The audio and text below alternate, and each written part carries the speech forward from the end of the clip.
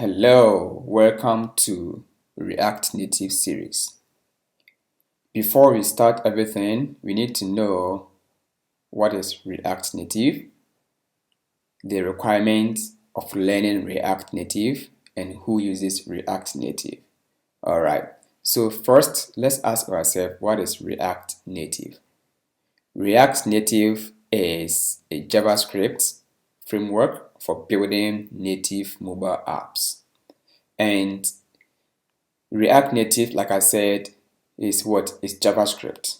And the most important part is that it is based on React and has a lot of built-in components and APIs that it can facilitate your development process. So React Native is a hotcake now, it's booming and it's getting more popular day in, day out. So it's a nice skill to know about this framework. And it is used to develop applications for Android and iOS.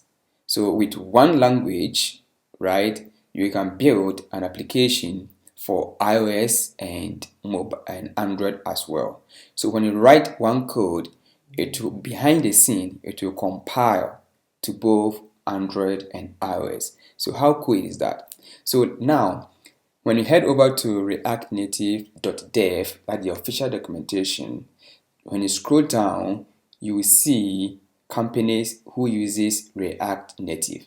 So when you scroll down to the bottom of the page, you will see React Native is being used in thousands of apps, right? So we can talk about Facebook, Instagram, Shopify, Pinterest, and as Uber as we can think of, right? And if you look at this description here, and the Facebook supported community driven, in 2018, React Native had the second highest number of contributors from any repository in GitHub, right? So you can see how popular this tool is.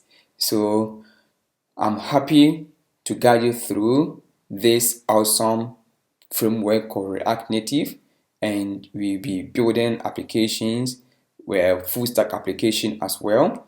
So stick around and then let's get started.